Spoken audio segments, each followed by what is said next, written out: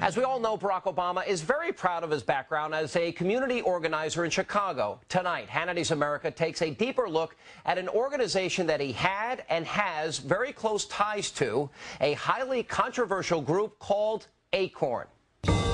Democratic presidential nominee Barack Obama says his experience as a Chicago community organizer shaped his political views and helped prepare him for the highest office in the land.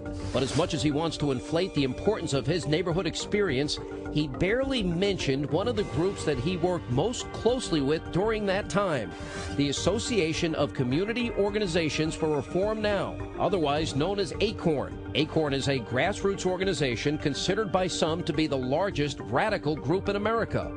Under the guise of helping low-income families and neighborhoods, Acorn uses shady tactics and intimidation to get what they want. Right now, this ultra-liberal political machine is under investigation on charges of voter fraud. Acorn employees have been implicated in vote fraud investigations in several states. In Wisconsin, 37 of their employees have been investigated. One, I believe, was indicted this week. In Texas, 2 out of every 5 of their voter registrations in Houston are suspect, may not be valid. In North Carolina, they registered a 14-year-old boy. In Pennsylvania, a former Acorn employee has been indicted for perjury and identity theft. And that's just the beginning. This shady organization has been involved in voter fraud schemes all over the country for years. Last year, the prosecutors in Seattle, Washington said that Acorn was at the center of the biggest voter registration fraud in the state's history. People had gone to the county library, they had taken phone books, and they had filled out voter registration cards.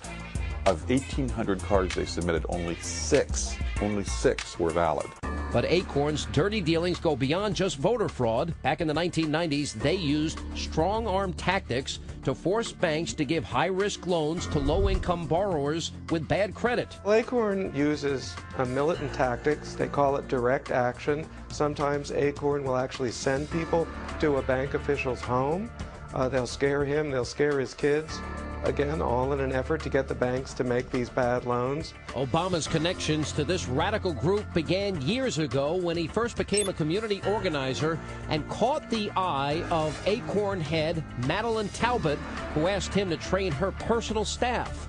So all the up-and-coming leaders that Madeline Talbot was using as soldiers in her campaign against these banks, they were trained by Barack Obama. And on top of that, Barack Obama was channeling money toward Madeline Talbot and toward Acorn through his position at the Woods Fund and also in his position as chair of the board of directors at the Chicago Annenberg Challenge.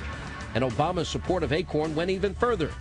In some of their early election law cases, Acorn's attorney was, well, you guessed it, Barack Obama. He was their lawyer in a famous case in Illinois which upheld the constitutionality of the federal motor voter law, which prevented states from pruning their voter registration rolls to get rid of dead people, people who were not eligible, people who'd moved out of state. If he truly thinks that Acorn is a reputable organization, why has Barack Obama glossed over the work that he did for them?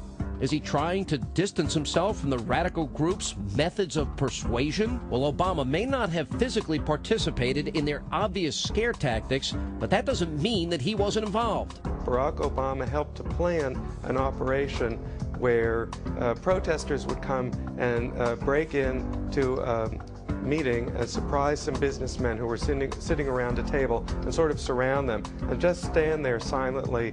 Then they all filed out.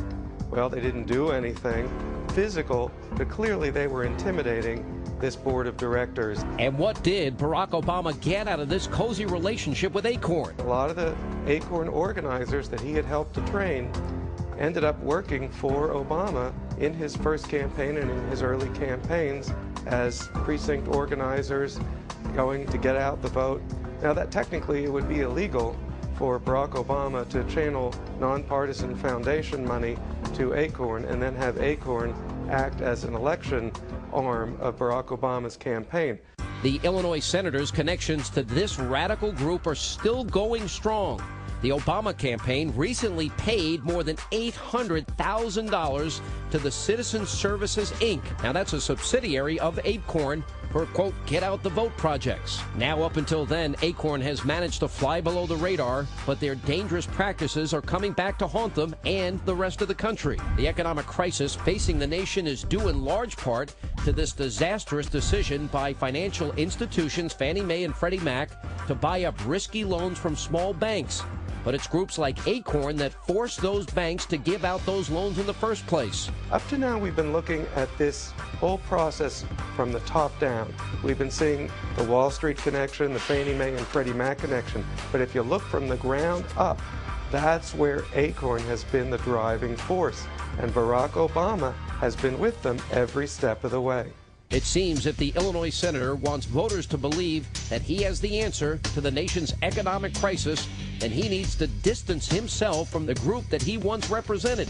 I think understanding where Barack Obama is coming from would make any voter think twice about whether he's the right person to solve this problem.